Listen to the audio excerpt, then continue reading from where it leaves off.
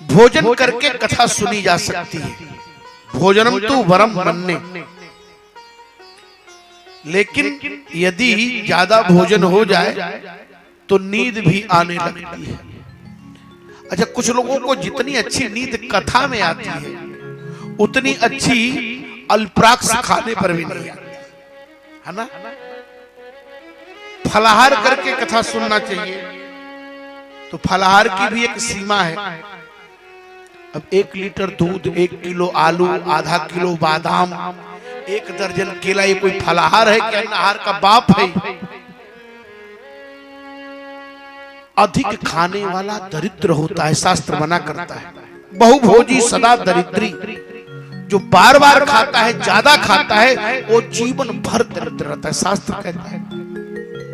इसलिए कम भोजन करने का अभ्यास करना चाहिए। अब कुछ लोग तो हैं कि अगर 60 भी पूरी दे दीजिए तो बड़े प्रेम से पा जाते हैं, उनकी पेट की बनावट होगी परमात्मा जाने।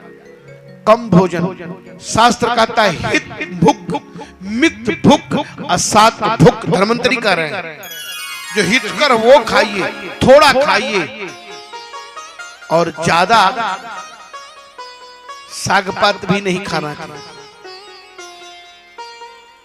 धर्मंतरी जी जंगल में जा रहे थे तो एक पक्षी बोला को रुक को रुक को रुक को अरुक, कौन रोगी नहीं है?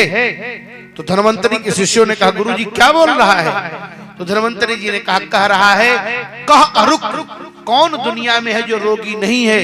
तो गुरुजी इसी के शब्दों में इसको उत्तर दीजिए। तो धर्मंतरी ने कहा हित भुक मित भुक असाक भुक।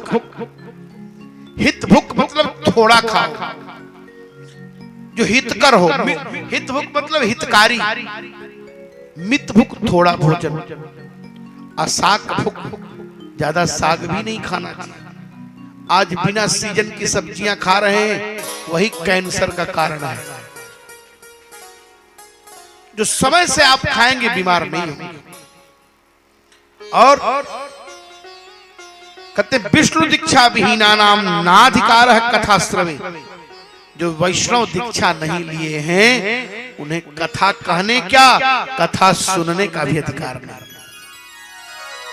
भागवत कह रही है। और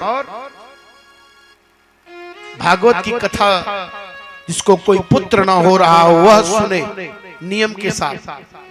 आपको बताऊं, एक व्यक्ति ने मुझसे कहा कि मेरे जीवन में सब कुछ है, 5 बहुएं हैं, किसी को पुत्र नहीं है और सामान्य संपत्ति नहीं महाराज, अथाह संपत्ति। मैं भागवत कथा कर रहा था, मेरे मुंह से सहसा निकला कि भैया अब भागवत कराइए। उन्होंने कहा यदि भागवत होगी तो पुत्र होगा? ठाकुर जी के मुंह से निकला हाँ होगा।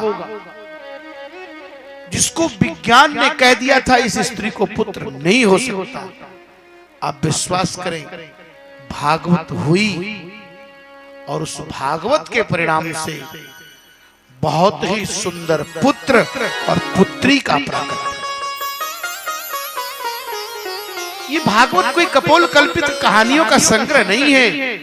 तेनेयम बांगमयी मूर्ति प्रत्यक्षा वर्तते हरे। महाराज जी ये साक्षात भगवान का विग्रह है।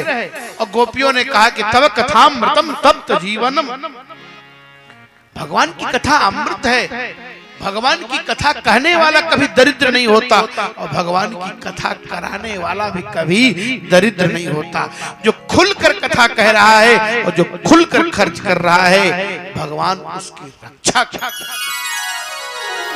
इस प्रकार से कहते हैं जिसे पुत्र नहीं हो रहा हो, जिसका गर्भ गिर जा रहा हो, जिसका विवाह नहीं हो पा रहा हो, ऐसी देवी यदि भागवत की कथा सुने उसका परम